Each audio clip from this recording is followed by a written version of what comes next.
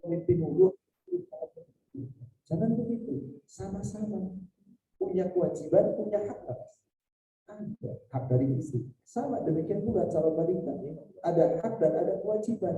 Maka harus saling memahami. Kapan belajar memahami hak dan kewajiban wanita dan laki-laki sebagai suami istri? Kalau sudah menikah, lebih dalam lagi pelajari. Apa hak suami, apa hak suami, apa kewajiban wanita, apa hak wanita. Semuanya ada hak dan kewajiban. Saling mempelajari dan memahami. Lalu jangan merasa menang. Maka ada syarat yang keempat, sinergi, saling bahu-membahu, bekerja sama, menciptakan keluarga sakinah, mawaddah, warahmah. Kenapa? Keluarga sakinah, mawaddah, warahmah bukan hanya suami yang adil, bukan hanya calon istri atau istri yang adil, tapi kedua-duanya sinergi, bekerja sama. Kalau nggak bekerja sama nggak bisa. Maka tidak boleh ego satu sama lain, bersama-sama, bekerja sama. Contoh, maaf, yang paling nikmat, yang paling enak suami istri itu kapan? Saat pertama pernikahan, betul? Biasanya apa namanya? Orang baru menikah pergi berdua. Honeymoon. Apa artinya honeymoon, Mas? Bulan madu, satu bulan madu manis. Jadi 1 bulan manis terus. Pulang-pulang ribut terus nanti. Bolehkah honeymoon? Boleh. Dalam misalkan gak ada syariat itu bid'ah. Bid'ah dalam urusan amalia dunia gak ada masalah. Yang penting selama 1 bulan itu coba jajaki buat komitmen. Buat komitmen. Mas, kita bulan madu, kita honestkan. Tapi mari kita buat komitmen. Apa yang kita baca terbuka. Itu namanya rumah tangga. Cari solusi di sana. Maka honeymoon silakan nikmati selama 1 bulan. Sebab apa? Nanti setelah ada keturunan mulai repot, nggak bisa lagi honeymoon berdua. Tapi tetap honey. Apakah pengen honeymoon atau honey every time? Pengen mana? Dengarkan ini cerita. Senyum calon subhanallah. Kalau honey every time, meskipun lagi ribut, ributnya terus indah, kata-katanya bijak. Meskipun lagi benci, bencinya indah karena Allah. Saling menasehati karena Allah. Maka yang kelima, saling nasihat menasehati. Jangan curhat sama yang lain. Apa Mbak namanya kalau orang minta nasihat kepada orang lain? Apa namanya? Curcol ya. Apa itu artinya curcol? Enggak, curhat kok nyolong. Kan nyolong itu haram. Jangan colong-colongan. Makanya colongan apa? Istri curhat sama orang lain tanpa sepengetahuan, suami curhat sama orang lain tanpa sepengetahuan. Jangan. Saling menasihati itu berdua. Terbuka. Indah insya Allah. Ada masalah jangan kemana-mana dulu. 2 orang inilah yang harus menyelesaikan. Jangan kemana-mana dulu. Jangan ke orang tua, jangan kemana. Berdua duduk. Itulah dia gunanya saling nasihat. Dalam keadaan ikhlas dan dengan penuh kasih sayang. Watawasau bisobri, watawasau bil marhamah. Menasehati dengan sabar, dengan penuh kasih sayang. Itu Allah sebutkan di surat Al-Balad. Namanya surat 90 ayat yang ke-17. Atau di surat Al-Asr ayat yang ke-3. Watawasau bil haqqi, watawasau bis sabr. Menasehati dengan cara yang benar, dengan cara yang hak. Yang keenam, saling mendoakan. Kira-kira Mas Ikron sering mendoakan calonnya? Sering. Sekarang. Terus sama saat ini ya. Insya Allah Anda juga doakan. Saling mendoakan. Kita sama Allah. Berdoa kepada Allah. Semoga dilanggengkan keluarganya. Semoga dijadikan memiliki anak keturunan yang saleh dan soleh. Jadi para pemimpinnya orang beriman bertakwa. Doa, ingat ini, saling mendoakan. Kunci daripada ibadah itu adalah ad-du'a mukhul ibadah. Doa itu intisarinya ibadah. Saling mendoakan karena Allah. 6 langkah sudah dijalankan. Tapi terkadang yang namanya masalah nggak direncanakan timbul ribut. Maka dalam keadaan seperti itu dalam rumah tangga, yang poin ke-7 wajib diamalkan. Tawakal Allah. Bersandarlah kepada Allah. Kita tolong sama Allah. Jangan kepada makhluk dulu, pada Allah dulu. Tawakal Allah. Jika 7 saling ini Anda lakukan dan kita lakukan, insya Allah nikmat dalam berumah tangga. Meskipun terkadang ada goncangan-goncangan. Kenapa? Karena orang berumah tangga itu diibaratkan akan berlayar di samudra kehidupan yang sangat luas. Dan kita nanti akan bersandar setelah kematian kita, nanti bersandar di yaumil akhir. Maka sepanjang hidup orang yang berumah tangga itu seakan berada di sebuah samudra yang begitu luas. Ada fikih nikah yang disampaikan oleh seorang ahli hikmah namanya Luqmanul Hakim. Luqmanul Hakim, ahli hikmah ini ketika menikahkan putra putrinya, beliau memberi nasihat sederhana, ilustrasi yang sangat sederhana. Saya akan terapkan kepada Anda betul. Orang menikah itu kan nanti akan hidup berdua dan asing kan? Selama ini asing kan? Paling cuma jalan berdua, tapi hidup serumah berdua kan belum pernah kan? Anda dan nanti akan hidup serumah berdua. Dan jadikan rumah yang dihuni itu bagaikan perahu, bahtera, kapal. Untuk apa? Bisa mengarungi samudra kehidupan. Bukankah Anda, bukankah kita semua ketika ingin mengarungi lautan menyeberang harus punya sarana? Apa sarana untuk bisa menyeberang? Kapal, perahu, bahtera. Mau gede mau kecil yang penting ada sarana. Pernah lihat kan Mas kapal nelayan yang kecil? Pernah lihat minimal di gambar di itu pernah lihat kecil atau kecil banget Mas? Kecil banget dengan ukuran kapal yang lain ya. Mesinnya tempelan loh Mas. Penyeimbangnya cuma ada penyeimbang kanan kiri. Dia keluar dari rumahnya langsung menuju ke lautan ke samudra, nggak punya apa-apa, nggak pakai apa-apa, modalnya lillah. Pulang-pulang bawa rizki, selamat. Kapal kecil terombang-ambing sekalipun. Pernah tentu mendengar cerita kapal Titanic? Pernah? Gede atau gede banget? Kapal pesiar terbesar di zaman itu, di abad ke-19. Nggak ada yang bisa mengalahkan. Gede banget, mesinnya bagus nggak? Isinya bagus apa enggak? Indah semua apa enggak? Karam atau enggak? Karam atau tidak? Kenapa karam? Pasti ada cerita. Ada nggak rumah tangga yang rumahnya mewah, hartanya berlimpah, mobilnya mewah, rumahnya begitu megah, tapi karam pernikahannya ada nggak Mas? Subhanallah.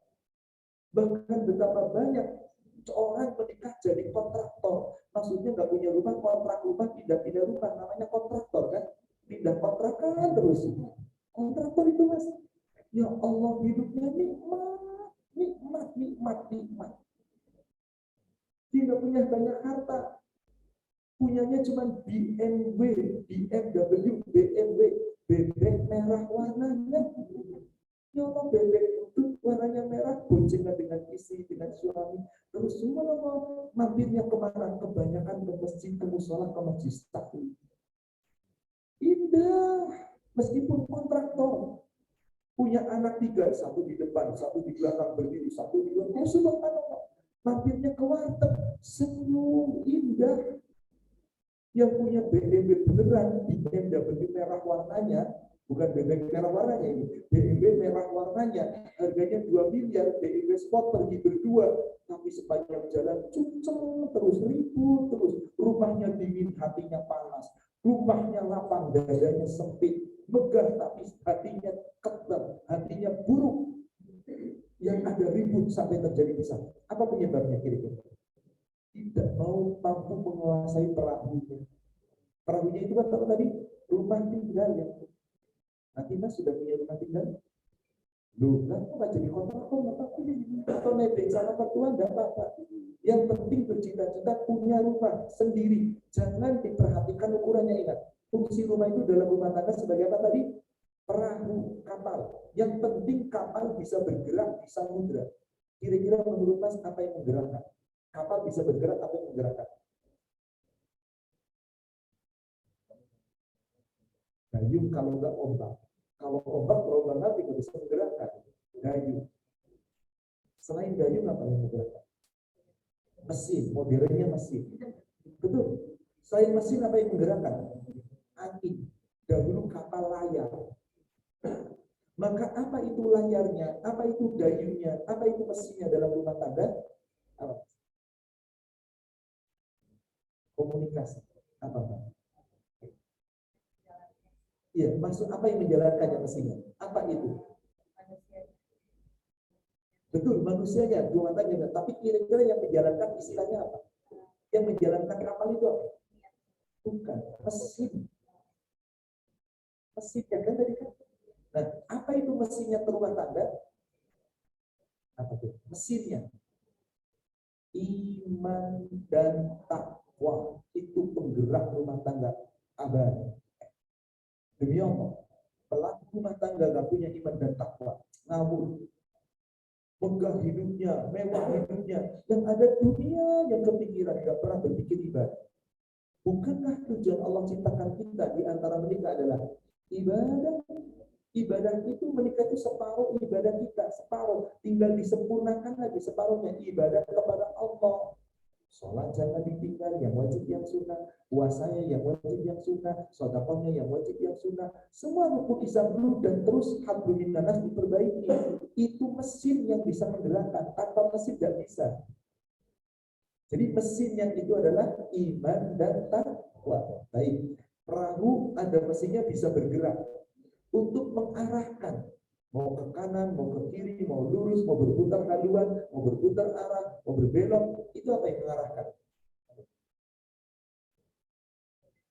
Nahkoda yang mengarahkannya.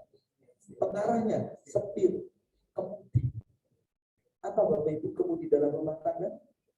Rasa syukur dan sabar. Syukur ketika sukses, sabar ketika susah. Rumah tangga nggak punya syukur sabar, suatu ketika sukses, giliran susah, cerai, bisa ribut terus. Rumah tangga punya sabar ketika susah, giliran sukses, lupa sama Allah. Maka dua-duanya. Maka Nabi SAW dalam hadis riwayat Imam Muslim dari sahabat Suhaib bin Sinan, beliau bersabda begini, ajaban li amril mu'min inna amrahu kullahu khairan. Sungguh menakjubkan orang-orang mukmin. Semua urusan orang mukmin itu baik semua, menjadi kebaikan. Wa laisa dzaka li ahadin illa lil mu'min. Ini tidak pernah ada pada siapapun kecuali hanya ada pada seorang mukmin. Apakah sifat yang menakjubkannya orang mukmin? Satu kata Rasulullah, in asobat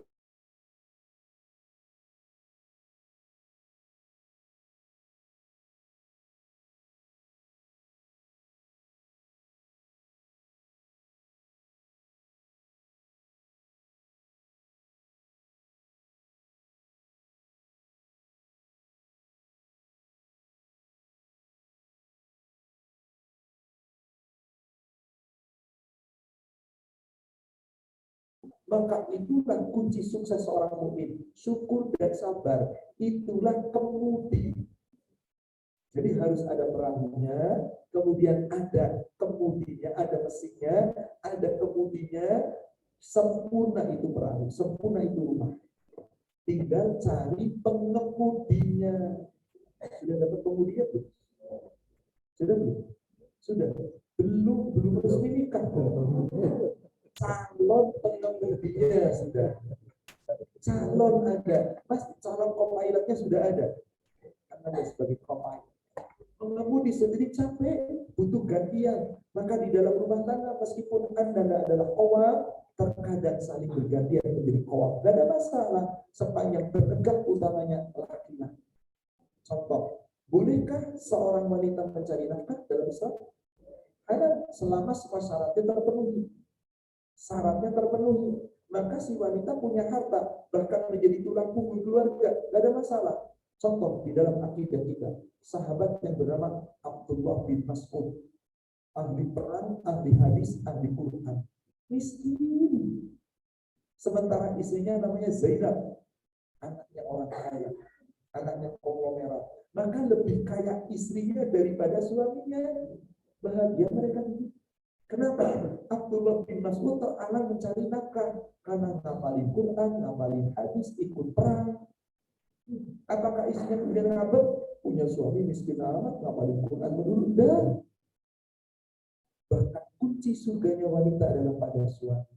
Jadi ketika suami yang mencari nafkah, jangan bangga. Istri yang mencari nafkah, jangan bangga. Sama-sama berdua sinergi. Yang penting tetap pemimpin utamanya, kowal utamanya adalah laki-laki. Itulah pengemudi. Sedangkan istri adalah co-pilotnya, Ananda pilot. Insya Allah semoga saatnya nanti Ananda akan bertemu menjadi co-pilot, menjadi pilot dan co-pilot. Nah, kalau sudah penumpang berdua dengan perahu yang nikmat tadi, lama-lama kalau penumpang berdua perjalanan jauh boring apa? Boring. Jadi harus cari penumpang kan? Nah, penumpangnya anak keturunan Anda berdua. Didik dengan baik, didik dengan baik, atur dengan baik. Jadilah penumpang yang disiplin. Karena kalau penumpang arogan, meskipun supirnya bagus, meskipun co-pilotnya bagus, penumpang yang nggak disiplin, haram juga itu. Ini apa namanya? Ilustrasi sebuah nikah. Nikah itu perahu, maaf. Yang namanya samudra itu gelombangnya tinggi atau tinggi sekali. Kadang-kadang nikmat. Kapan itu nikmat? Saat lapang rezeki, sehat, nikmat. Bersyukur tadi. Kapan itu gelombang yang tinggi yang begitu bisa menghancurkan? Saat susah, sabar. Kalau pikir nikah ini Ananda miliki, insya Allah Ananda akan sukses. Sakinah, mawaddah, warahmah. Baik, kemudian saya melangkah berikutnya. Saya ingin memberikan nasihat Rasul. Bagaimana Rasul memberikan nasihat kepada para sahabat ketika menyampaikan nasihat nikah. Yang paling utama ketika Rasul berkhutbah di dalam khutbah nikah, sebelum nasihat-nasihat diberikan bermacam-macam nasihat, seperti yang ilustrasi saya sampaikan tadi, beliau selalu di dalam khutbah nikahnya menutupi mukadimah khutbahnya dengan membaca 3 buah surat Al-Quran dan dari 4 ayat dari 3 surat. Ayat pertama yang dibaca oleh Rasul di dalam khutbah nikah, Ali Imran 102. Surat 3, 102. Yang kedua, surat An-Nisa, surat 4, ayat 1. Yang ketiga, surat 33, Al-Ahzab, ayat 70 dan 71. Saya ingin bergantian membaca, mungkin Ananda dulu. Silakan baca surat Ali Imran 102.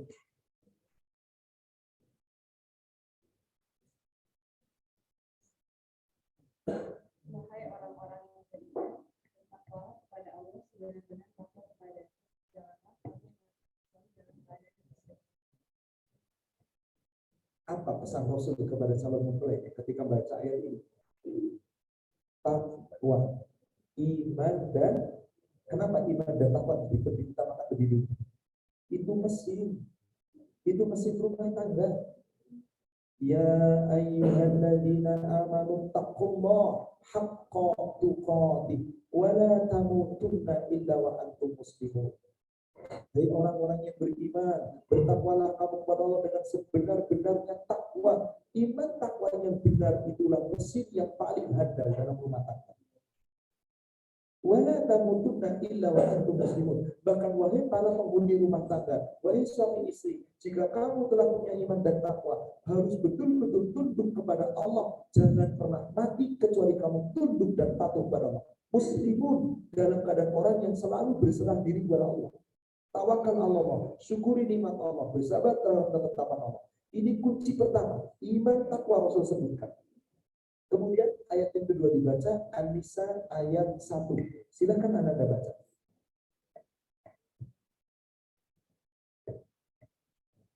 Wahai manusia yang bertakwa Tuhan yang satu dan Allah menciptakan kesemuanya dan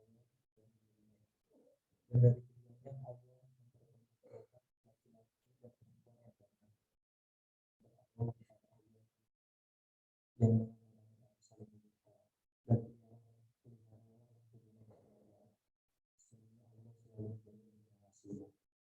pesan ini oleh Rasul diuraikan. Apa pesan Rasul melalui ayat ini kepada mempelai? Ya ayyuhan nasu taqu rabbakum. Pesan takwa, mesin, jaga mesin, baiki mesin sebaiknya. Ittaqu rabbakum alladzi khalaqakum min nafsin wahidah. Rabbmu adalah Allah yang telah menciptakanmu asalnya dari seorang diri, Adam. Wa khalaqa minha zawjaha. Dari Adam Allah ciptakan pasangannya, Hawa. Wa khalaqa minhuma rijalan katsiran wa nisaa. Dari Adam dan Hawa Allah ciptakan berkembang biak laki-laki dan perempuan yang sangat banyak. Jadi bermiliar-miliar manusia itu asalnya dari mana? Jadi kita itu sesungguhnya satu darah keturunan.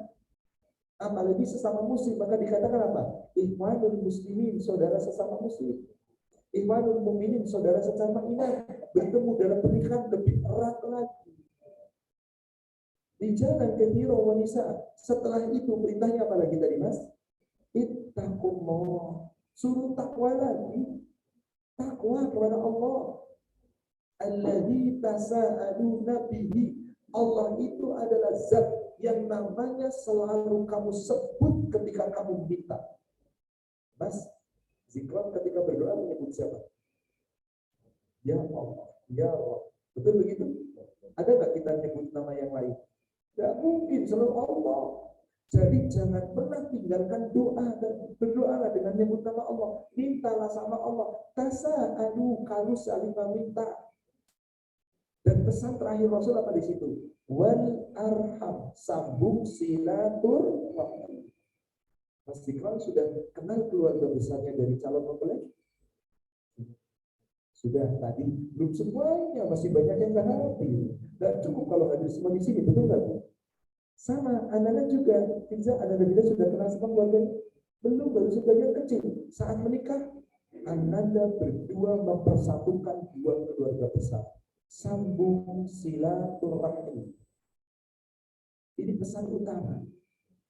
Bukankah Rasul bersabda dalam sebuah hadis yang diriwayatkan oleh Imam Muslim dari Abu Hurairah, "Man ahabba ayyubsata 'alaihi rizqah aw yubsa'a fi azarihi falyasil rahimah." Siapa yang suka ingin diberikan oleh Allah kelapangan rizki, keluasan rizki, dan diberikan oleh Allah panjang dalam kehidupannya, maka nikmat dalam hidupnya, panjang seakan-akan umurnya, hendaklah sambung silaturahim. Siap, Mas, menyambung silaturahim keluarga kita?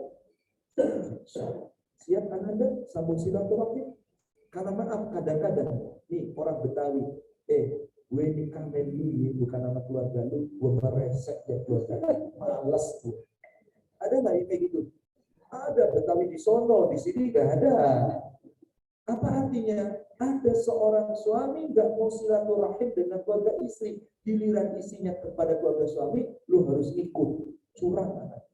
Nggak boleh. Sama demikian. Menikah itu mempertemukan dua keluarga besar, kelebihan kekurangan keluarga, jadi nikmat bersama. Sambung silaturahim, jangan diputus. Kenapa? Ingat pesan Rasul dalam hadis riwayat Imam Bukhari dan Muslim, juga dari sahabat Abu Hurairah dan Abdullah bin Amr bin Al-As.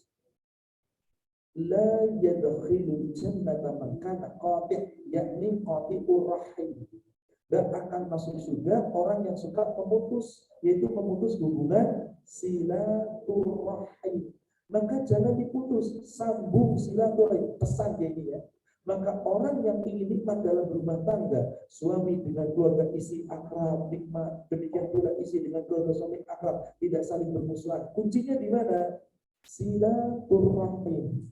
Mulai dari hubungan silaturahim. Maka Allah tegaskan di situ, sambung silaturahim. Jangan ego.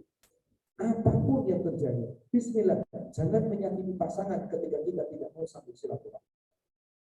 Pesan yang ketiga, ayat apa tadi yang dibaca? Surah 33, silakan Anda surah 33, 70 dan 71.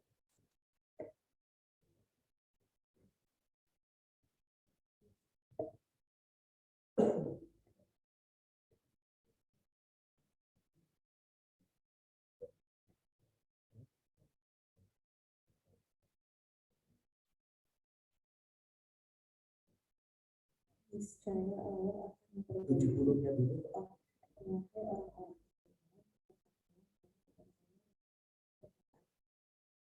Terus ayat ke-71. niscaya Allah akan memperbaiki amal-amalmu dan mengampuni dosa-dosamu. Dan barang siapa menaati Allah dan Rasulnya, maka sungguh dia menang dengan kemenangan. Bapak, boleh jadi selama ini amal kita kurang baik. Alhamdulillah kita kurang baik. Allah belum mengampuni dosa kita, boleh jadi dari ini lisan. Di situ Allah perintah kepada kita, di mana yang dipanggil Allah, siapa di situ yang dipanggil? Mesin iman dan takwa. Mesin kita itu iman takwa. Ya ayyuhalladzina amanu taqullaha wa qulu qawlan sadida. Hai orang-orang yang beriman, bertakwalah kamu kepada Allah, hendaklah kalau kamu mengaku iman dan takwa, berkata itu dengan kata-kata yang sadid, jujur, benar, sadida. Kalau kamu selalu menjaga lisanmu, selalu berkata benar, apa jaminannya di situ oleh Allah? Ayat berikutnya 71. Yuslih lakum a'malakum wa yaghfir lakum dzunubakum. Niscaya Allah memperbaiki amalmu. Jadi orang yang selama ini amalnya kurang baik boleh jadi dari lisan yang enggak baik, yang enggak dijaga. Maka pesan Rasulullah adalah falyaqul khairan aw liyasmut, mending berkata benar atau diam. Maka yu'minu billahi wal yawmil akhir falyaqul khairan aw liyasmut. Siapa yang benar-benar iman kepada Allah dan hari akhir, hendaklah berkata benar atau lebih baik diam. Diam itu hikmah luar biasa. Kenapa? Kalau orang ngomong tidak baik, apalagi mencela, menghina, memfitnah, timbul prasangka, timbul permisal, timbul permusuhan. Maka tuntunan rumah tangga yang paling utama, jaga lisan. Saya mau bertanya kepada Mas dulu ya. Jujur ya Mas ya. Nanti saya juga tanya akan calon. Mas pernah bohong sama calon Mas? Tolong jujur. Pasti pernah. Pasti pernah. Merasa dibohong. Nah, merasa belum kok udah merasa dibohong. Sekarang saya nanya Anda, pernah nggak mendustai, membohongi calon? Alhamdulillah, jujur. Terima kasih atas kejujuran Anda. Mulai nanti pernikahan demi Allah tidak boleh lagi berdusta. Haram itu. Sekarang saya akan tanya, ketika istri Anda dusta kepada Anda, senang apa enggak? Sakit apa enggak? Anda kalau itu jujur dulu sama istri. Jaga lisan. Sama Anda. Demi Allah gak ada manusia pengen dibohongi, didustai, nggak mau. Jujur. Maka ketika suami istri bersama, hendaklah saling jujur. Dan Anda bersama dengan orang jujur. Jadilah orang jujur. Benar. Nanti Allah yang akan memperbaiki amal kita, ibadah kita, semua perbuatan baik kita, bahkan jaminannya ditambah. Allah ampuni dosa-dosa kita. Allah ampuni dosa kita. Demi Allah saya berani bersumpah, wahai para suami, jika kita sebagai suami jujur, benar, nggak pernah dusta sama istri, benar, jujur, mau ditinggal usaha, ditinggal kerja, ditinggal bisnis, ditinggal tugas keluar negeri, sepekan, sebulan, istri demi Allah tenang, betul nggak Bu? Tapi wahai para istri, supaya suami tenang, ya sama, Anda harus juga jujur. Bersamalah yang benar. Allah perintahkan begitu. Coba buka ayat. Surat 9 ayat 119. Lagi-lagi di dalam Al-Quran Allah menyeru dengan panggilan iman takwa itu diulang-ulang. Subhanallah, puluhan ayat Bapak Ibu. Silakan Mas baca.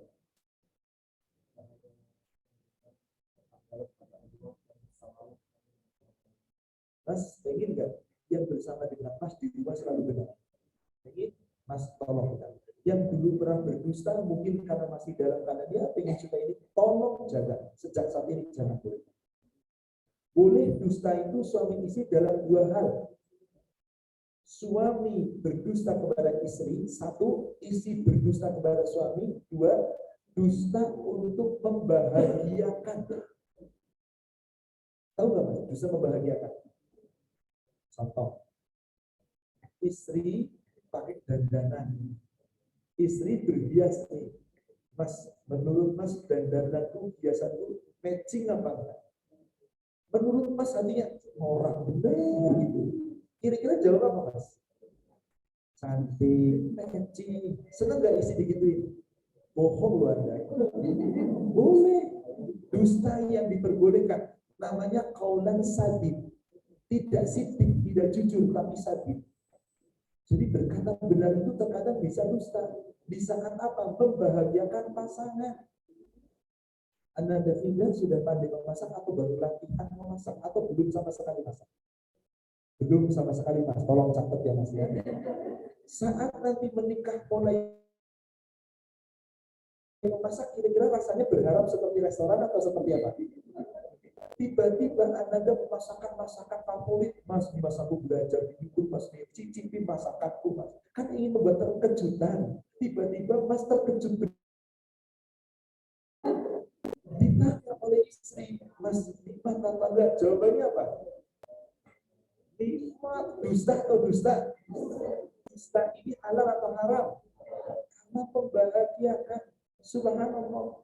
Panggil isi Anda ya Humairah. Wahai istriku tercinta, wahai bidadariku, apa salahnya?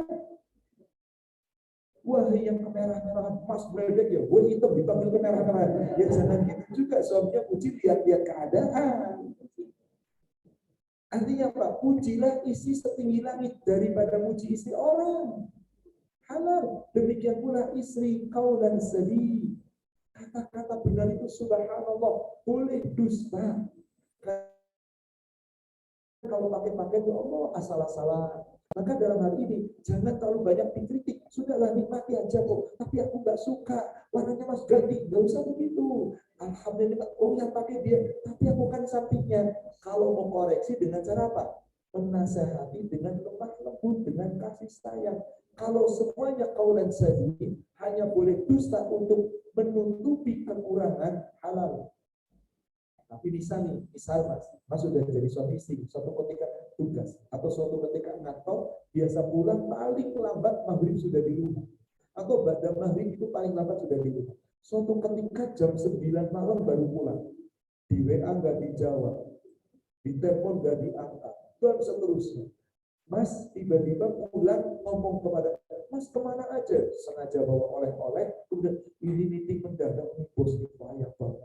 Udah mau pulang sholat maghrib, tiba-tiba disuruh meeting mendadak, padahal pergi sama temennya makan di luar. Lalu pura-pura lapar sampai mana masakannya? Pura-pura lapar, padahal udah penuh perutnya. Ini bohong apa enggak? Halal atau haram? Saya lagi tanya calon-calon ini. Halal apa haram? Jangan jawab dulu yang lain. Halal apa haram? Halal apa haram? Wah, dia pikir 1000 kali. Halal apa haram? Haram halal. Abu-abu. Haram mutlak. Haram mutlak. Kenapa? Dustanya nutupi salahnya. Kalau ternyata besoknya isi tahu, begitu temennya ternyata, isiku kemarin aku happy sama suamimu, diapain Anda? Artinya apa? Anda dusta karena dusta membela diri, tidak boleh. Dusta yang boleh itu apa tadi? Menutupi kekurangan, bukan untuk membela diri. Wahai para suami, jangan pernah dusta. Sekecil apapun dusta, Allah tidak ridho. Ini lisan. Maka Rasul adalah orang yang paling jujur kepada istrinya, gak ada satu dusta. Maka pakai lagu gak apa-apa, tidak ada dusta di antara kita. Boleh. Dusta yang kedua boleh apa? Mendamaikan. Tolong jangan jujur-jujur amat. Contoh, suami istri kan punya kekurangan, punya kelebihan. Mas, nanti kalau sudah satu rumah dengan istri, suami apa? Orang tua tanya, gimana istrimu? Ternyata ada kekurangan, diceritain nggak sama orang tua? Jangan tutupi. Damaikan antara, coba kalau disampaikan kekurangan, orang tua Anda sebelumnya. Demikian pula istri ada masalah kekurangan, jangan pernah cerita sama orang tua. Sudahlah, orang tua udah capek ngurusin kita dari kecil. Anda sudah menikah, bismillah. Bikin bahagia orang tua. Dulu saya ini orang-orang tua Anda yang sudah tua-tua, begitu nikah kata orang tua gimana? Dulu tak pergi kamu dari nikah. Bukan diusir, tapi konsekuensi Anda nikah ya sudah standar sekali. Betul nggak begitu? Termasuk saya ketika nikah. Kamu sudah berani nikah, sudah punya rumah, beli, sudah kerja, alhamdulillah. Berapa gajimu sekian? Apa cukup tiap bulan? Kan ayah yang nyuruh saya nikah. Kan ayah yang memberikan peringatan bahwa jangan menunda nikah. Kalau sudah sudah siap, bismillah, jalan. Insya Allah ayah, saya akan mencari. Bismillah. Saat ini keluar dari rumah ayah. Bukan ayah mengusir, ayah memberikan kepada kamu pelajaran. Alhamdulillah saya jadi kontraktor sekian tahun. Gak apa-apa. Kontrak rumah, belum bisa bayar, diusir. Cari kontrak kakak, ya nebeng di rumah kakak. Gak apa-apa, insya Allah. Sepanjang apa? Yang penting tadi, filosofi rumah tangga. Rumah kita itu cuma bahtera. Jangan bangga dengan ukuran. Wah, Titanic gede banget, karam kok. Banyak orang rumahnya kontrak kecil, nikmat hidupnya. Yang penting tadi kuncinya. Setelah ini semuanya ada dimiliki, sabar, benar itu kunci utama dari segala kehidupan. Sabar, jujur. Tahu nggak sekalian? Kenapa ada orang kok bisa masuk surga? Paling utama jujurnya itu. Coba dibuka ayatnya, surat 5, 119. Surat 5, surat Al-Ma'idah 119.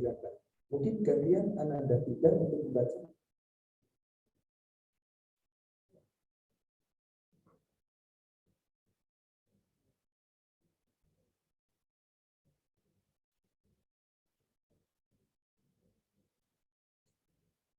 Surat 5, 119.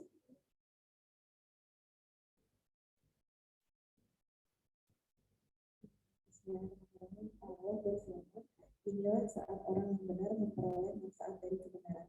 Mereka memperoleh surga yang mengalir di bawahnya sungai-sungai. Mereka kekal di dalamnya selama-lamanya.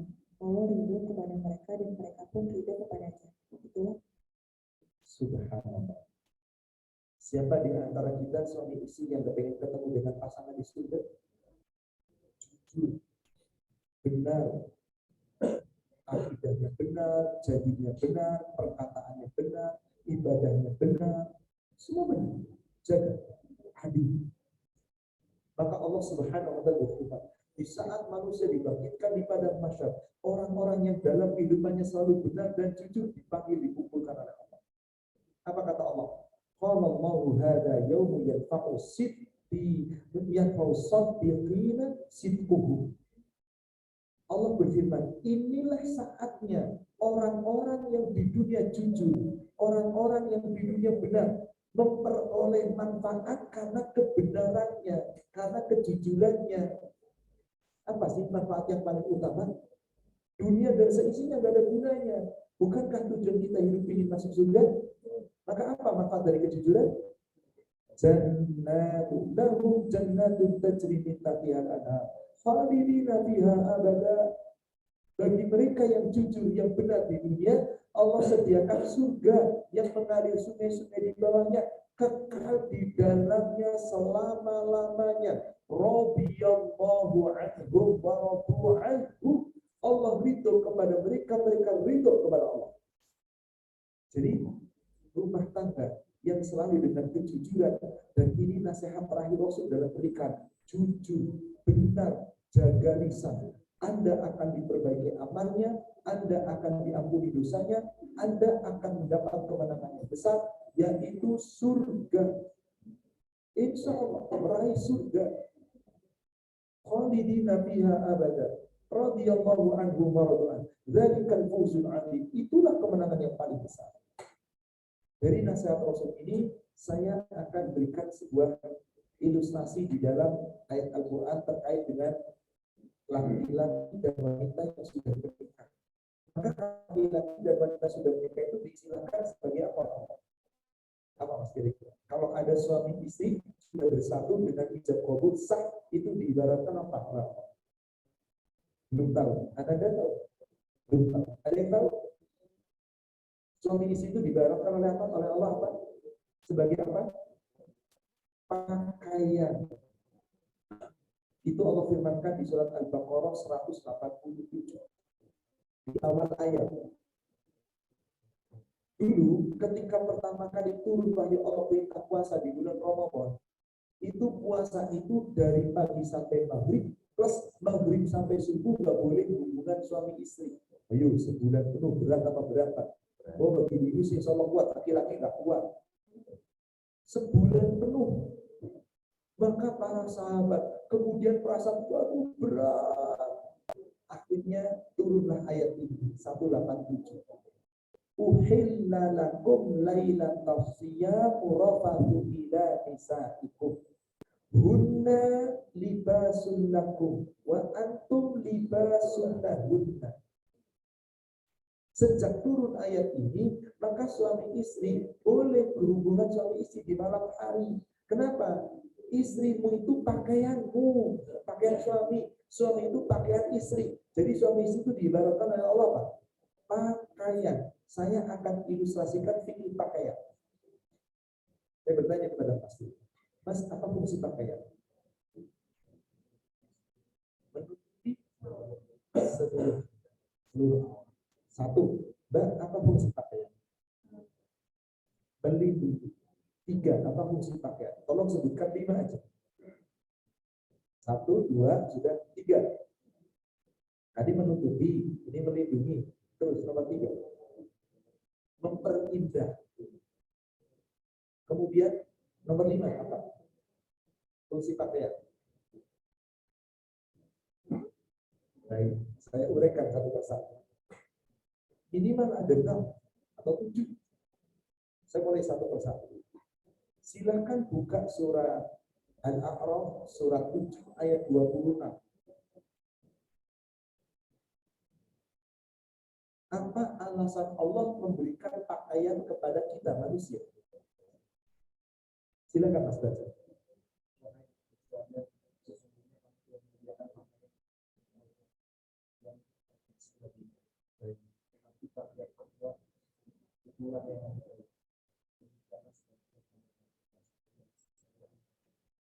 Ya Bani Adam, hai anak cucu Adam, bukankah kita anak cucu Adam? Khudu siapa? Ya Bani Adam, qad anzalna 'alaikum libasan. Sungguh kami telah turunkan untukmu, kami telah jadikan untukmu, kami telah sediakan bagimu pakaian. Apa fungsi pertama pakaian di situ, Mas? Tolong, wahai para wanita, Allah berikan pakaian kepada kita, fungsi utamanya tutup aurat. Menutup aurat, seperti yang disampaikan. Tutupi aurat. Tidak boleh seorang wanita membuka aurat demi Allah. Dan ini ayatnya salah satu. Dan ada beberapa ayat lagi yang menyatakan. Jadi aurat pasangan itu hanya untuk siapa? Wahai ananda Finza, aurat ananda hanya khusus untuk laki-laki suaminya. Wahai ananda, aurat ananda khusus hanya boleh dilihat dan dinikmati oleh pasangan, nggak boleh yang lain. Khusus wanita hanya wajah dan telapak tangan. Laki-laki seluruh tubuhnya aurat, mulai dari atas pusar sampai bawah lutut. Semuanya bukan aurat. Bukan berarti laki-laki kemudian papinya, kalau gitu udahlah pakai ihram aja kemana-mana, ya nggak begitu juga. Artinya apa? Pakai yang rapi. Kenapa? Fungsi yang kedua apa tadi? Perhiasan. Jadi Mas pengen tampil indah nggak isi Anda di atas? Ya kan? Sampai Rasulullah mengatakan wanita soleh itu sebagai apa? Perhiasan. Inna dunya mata, sesungguhnya dunia itu perhiasan. Fa innal khairu mata'ud dunya, sesungguhnya sebaik-baik perhiasan dunia adalah al-mar'atus salihah, istri yang salihah. Itu gak ada yang bisa mengalahkan perhiasan. Wahai anak-anak, tapi tidak terbiasa di atas suami. Apa yang indah? Pakaiannya indah, tutur katanya indah, sifatnya indah, perilakunya indah, tata dengan keindahan.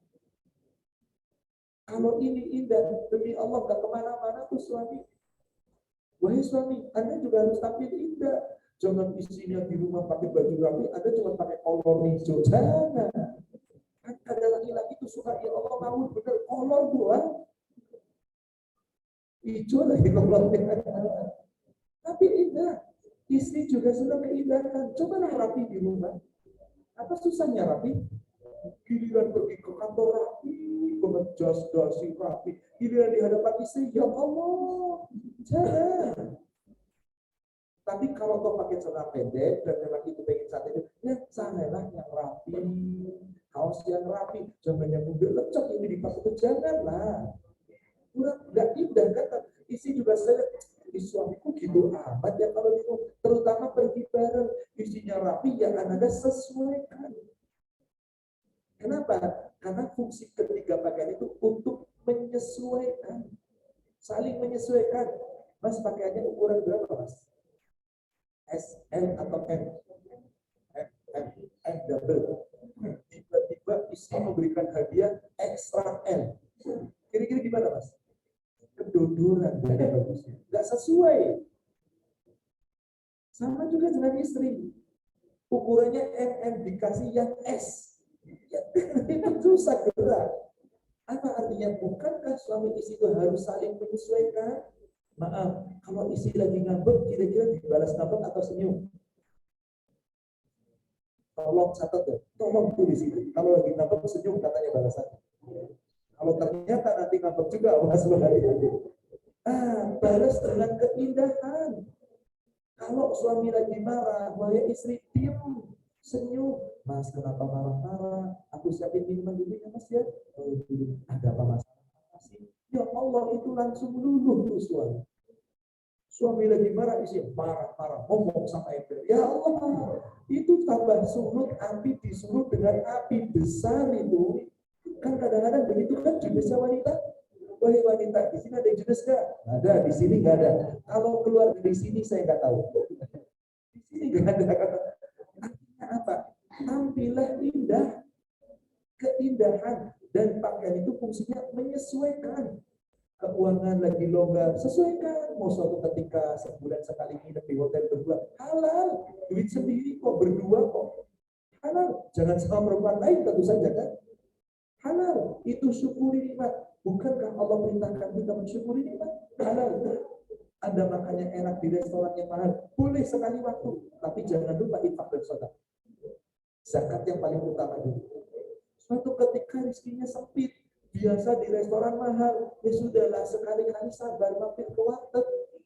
Sesuaikan keadaan, jangan memaksakan diri. Ingat, zaman sekarang ekonomi dikit-dikit utang, dikit-dikit utang, kredit, hati-hati. Apalagi kalau terkait dengan riba, na'udzubillah. Berhati-hatilah. Jadi apa tadi yang pertama? Tutup aurat. Kedua, keindahan. Ketiga sudah saya kasih jawaban. Apa tadi? Untuk saling menyesuaikan. Jangan ego, saling memahami. Yang keempat, tadi dijawab apa? Tadi di sini jawab apa? Tadi di sini menutup aurat, menutupi, di sini keindahan. Ada lagi jawaban tadi? Melindungi. Siapa pelindung Anda yang paling utama? Anda pelindung utama. Anda harus melindungi. Melindungi apa? Melindungi harta, melindungi fisik, melindungi kehormatan. Maka siapakah yang paling berhak untuk selalu melindungi para wanita? Jangan sampai gampang mengumbar aurat suami. Aurat yang dimaksud aurat aib. Jangan. Di surat An-Nisa bagian awal ayat, coba Anda buka. Surat 4 ayat 34 bagian awal ayat.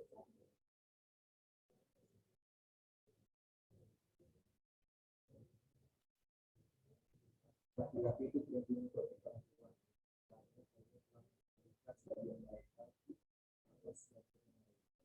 Terus dan karena mereka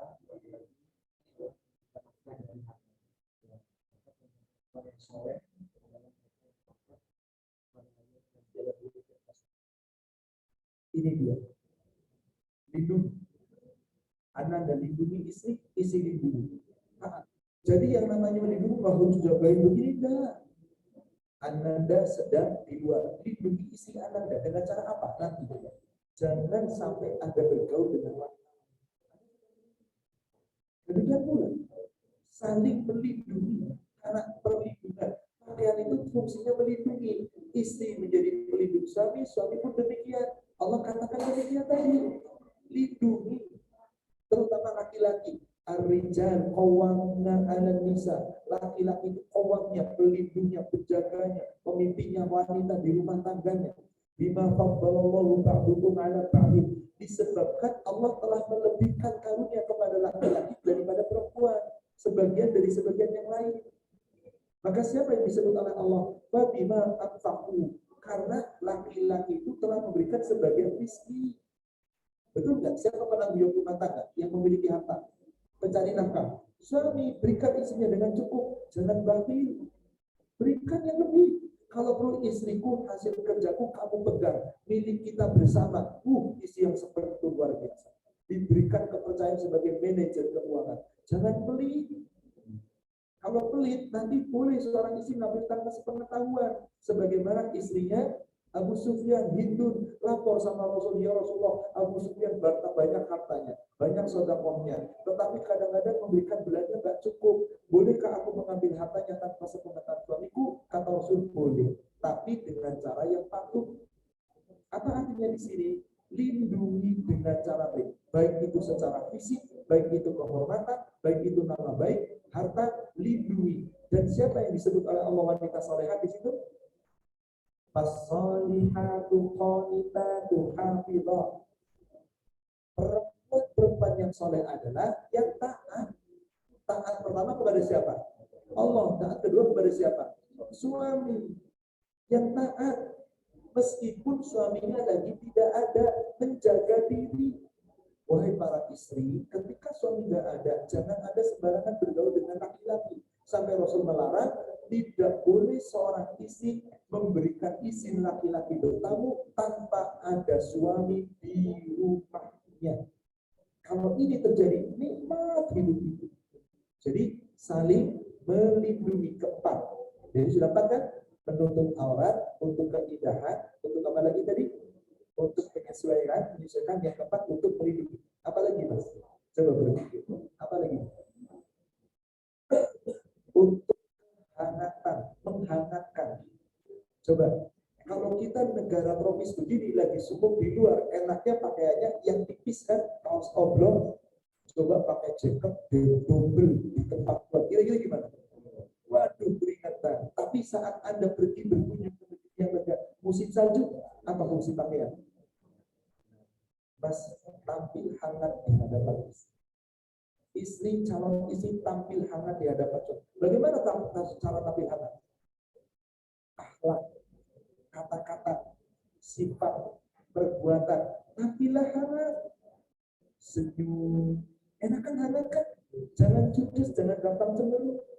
Dengan kata-kata yang indah, subhanallah, itulah fungsi suami. Bukan cuma menghangatkan di tempat tidur saja, pelukan, bukan, dari sisi yang lain.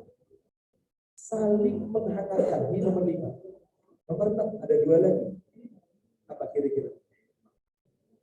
Menghangatkan, sudah. Coba saya ulangi lagi. Menutup aurat, untuk keindahan, perhiasan, untuk saling menyesuaikan, untuk melindungi, untuk menghangatkan. 5, untuk apa? Untuk apa?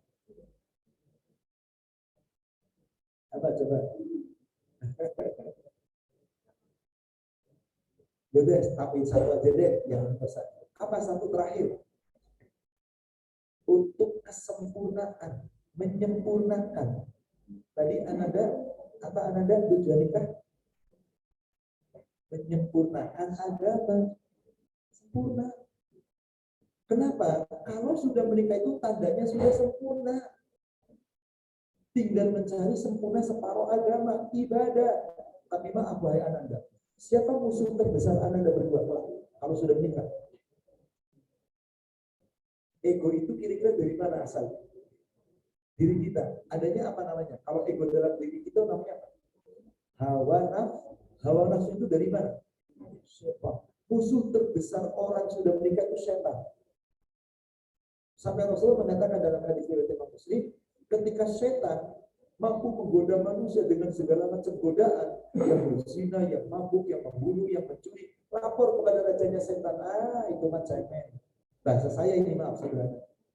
Tiba-tiba ada setan bala tentara iblis lapor sama iblis, rajanya setan.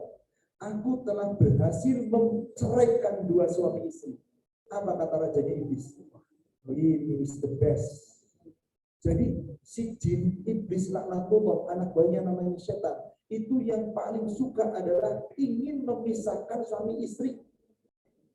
Ingin memisahkan suami istri. Maka jangan pernah berpisah.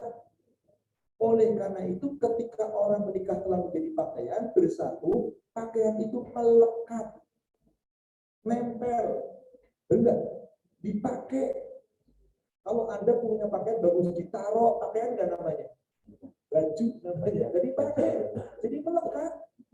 Lekatkan cinta Anda berdua hanya karena Allah. Itu fungsi pakaian. Jangan melekat kepada yang lain. Jangan ada the other woman, jangan ada the other man, jangan.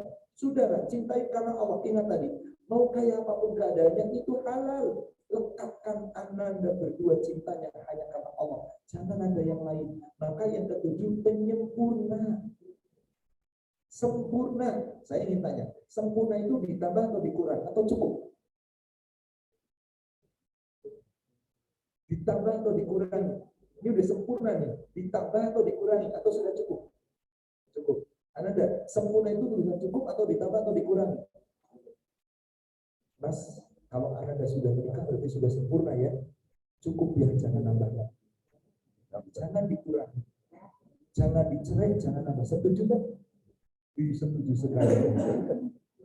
Jangan dikurangi. Jangan ceraikan. Jaga baik-baik. Jangan ditambah.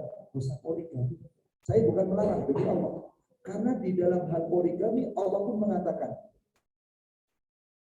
jika kamu tidak mampu berlaku adil, wa in khiftum alla ta'dilu, fawahidatan, satu aja.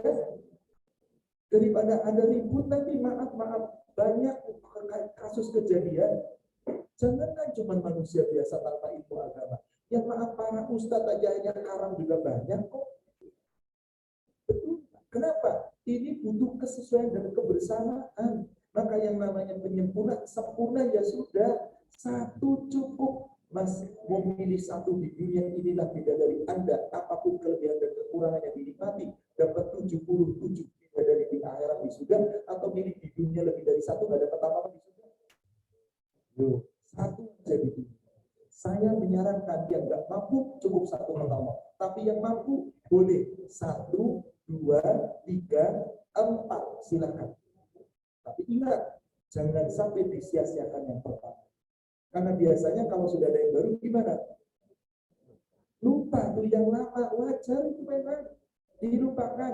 Kalau Anda mampu seperti itu silakan. Maka berkomitmenlah, istriku, suamiku, yuk kita hidup bersama berdua. Tidak ada yang memisahkan kecuali mati. Bismillah, canangkan itu. Demi Allah sekali lagi, tolong jangan wah Ustadz itu anti poligami. Dan saya menghalalkan poligami karena jelas hukumnya halal. Rasul membolehkan, Allah bahkan memberikan rukhsah. Tapi saya termasuk yang nggak mampu berpoligami. Maka saya takut punya yang lain selain istri yang satu.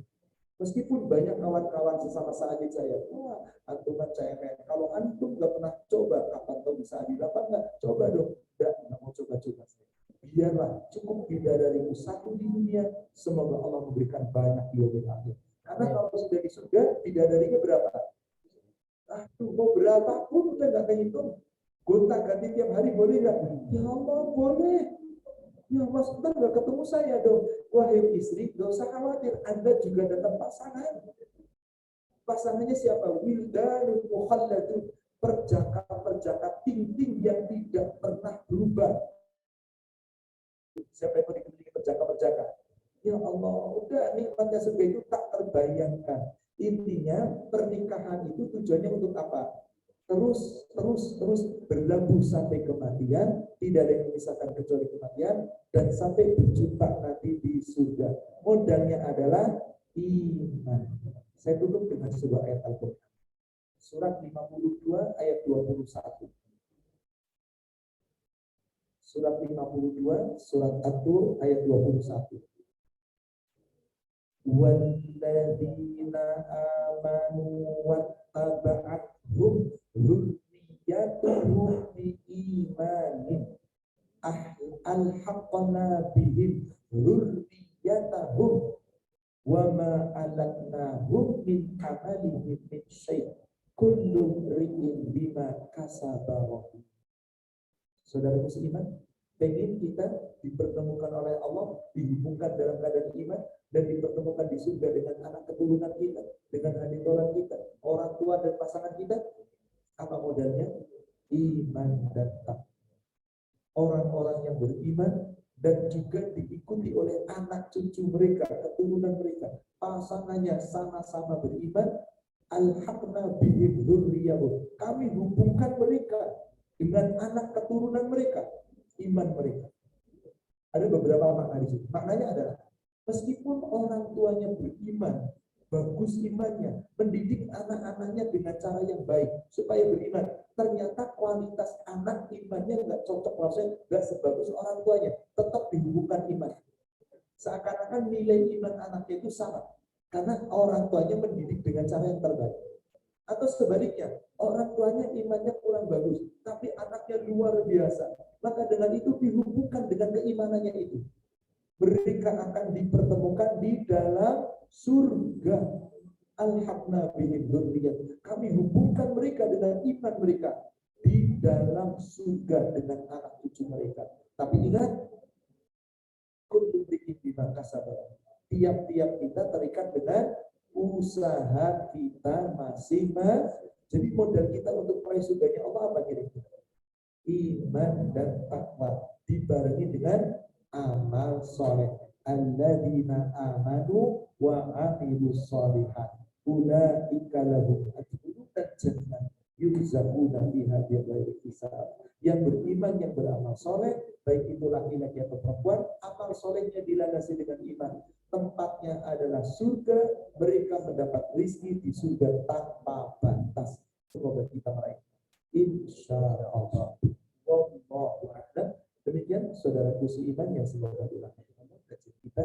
Cukup, saya rasa sudah cukup lebih. Tadinya saya rencanakan satu jam,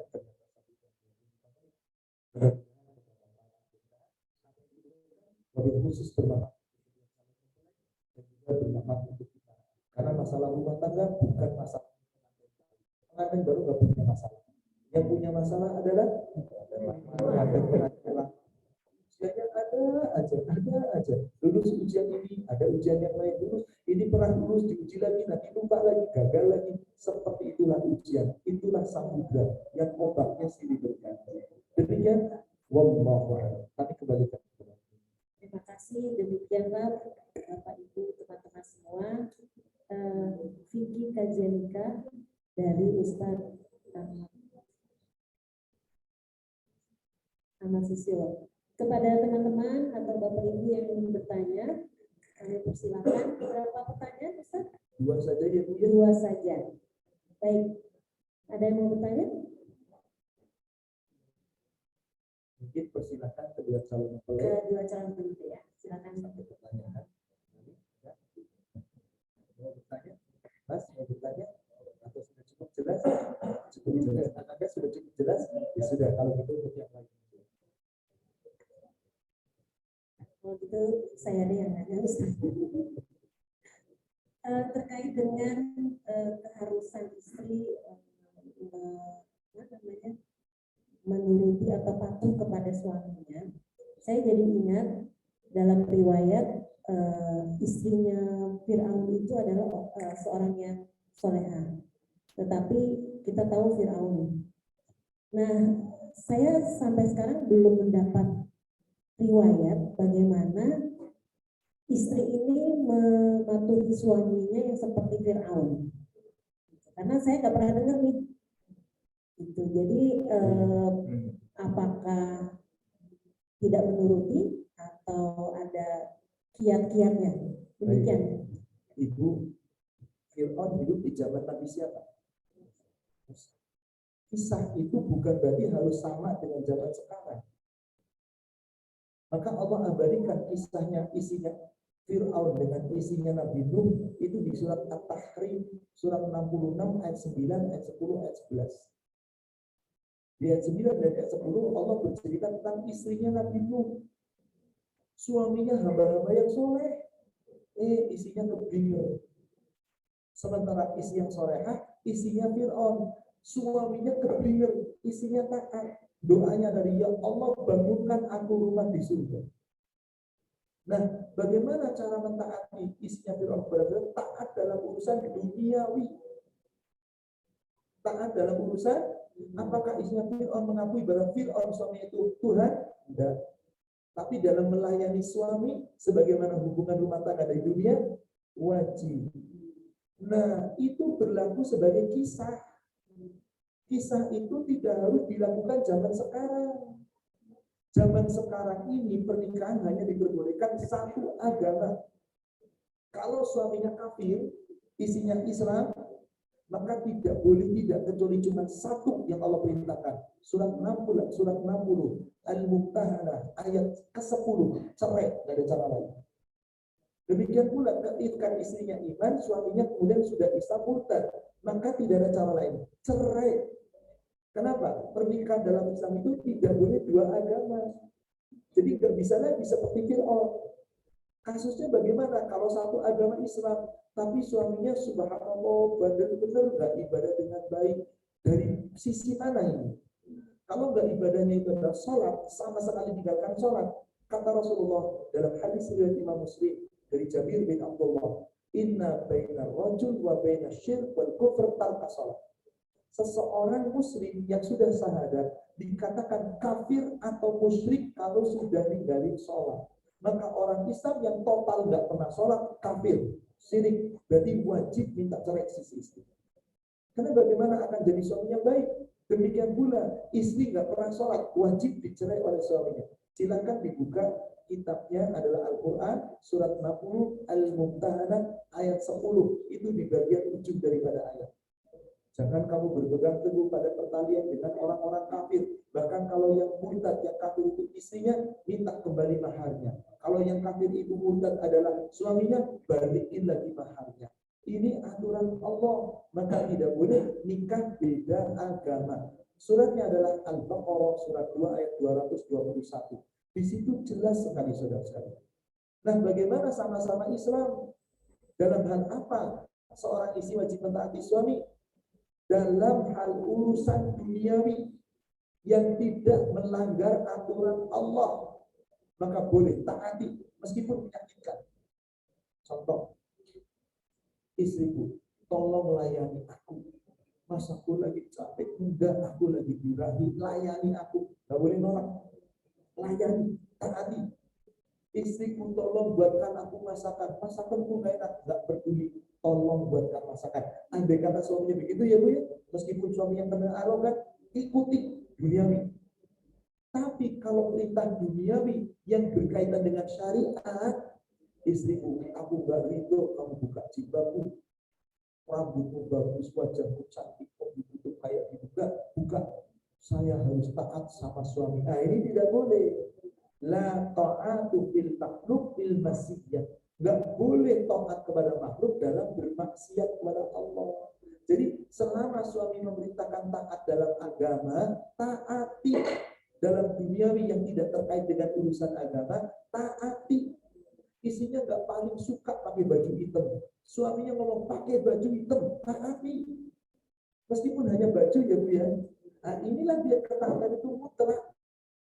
Kenapa? Istri itu masuk surga dengan ridho suami. Kan Rasulullah bersabda dalam hadis riwayat Imam At-Tirmidzi dan Nasa'i, siapa saja seorang wanita yang taat kepada Allah, menjaga sholat 5 waktu, puasa Ramadannya dijaga, kemudian menjaga kehormatannya, menutup aurat dengan baik, mentaati suaminya, kilalaha, dikatakan kepada wanita tadi, adkhulul jannati min ayyi sya'at samaniya abwab.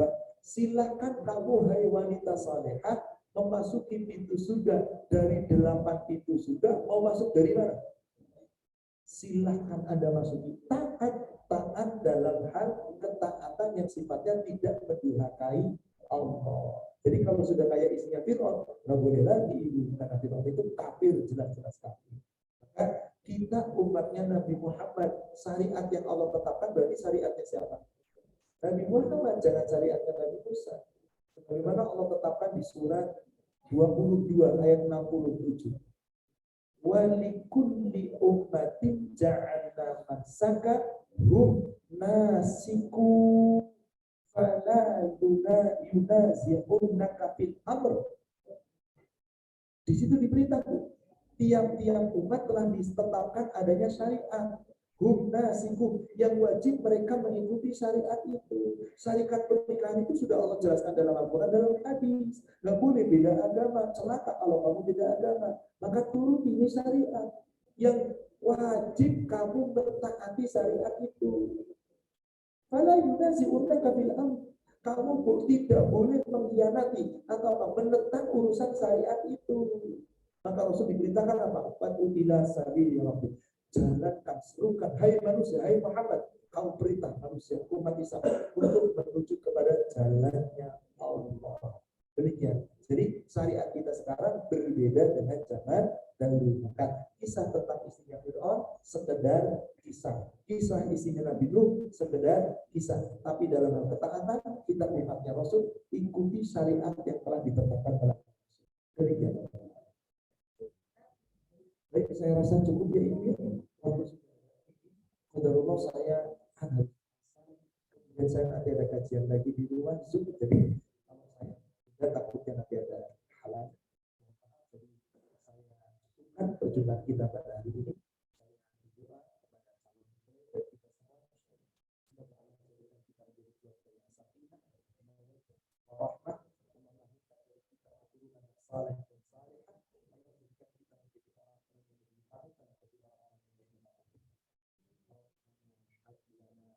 أزواجنا وذرياتنا قرة أعين واجعلنا للمتقين إماما ربنا هب لنا من الصالحين ربنا هب لنا من لدنك ذرية طيبة إنك سميع الدعاء وجعلنا مقيم الصلاة ومن ذريتنا ربنا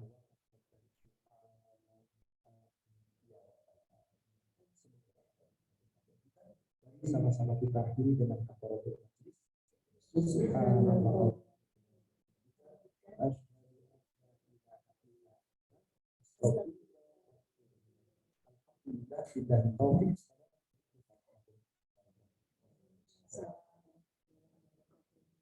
Terima kasih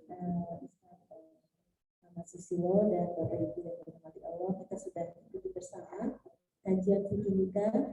Insya Allah akan memberikan manfaat untuk kita semua dan menjadi panduan untuk kita terapkan dalam kehidupan berkeluarga agar menjadi keluarga sakinah, mawaddah, warahmah. Amin. Amin.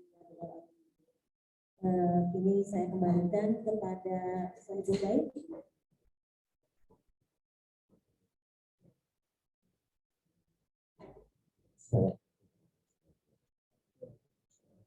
Terima kasih Pak Ustaz Susilo atas kajian fikih kita.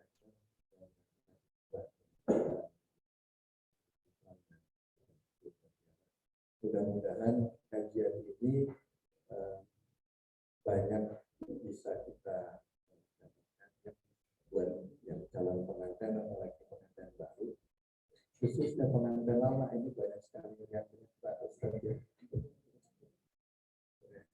yang kadang-kadang bisa membuat kita jauh, kadang-kadang dekat lagi jauh. Terima kasih kawan-kawan. Kedatangannya Pak Ustaz memperkenalkan ini versi Pak Ustaz semua. Terima kasih atas kedatangan kawan-kawan sekalian. Kajian ini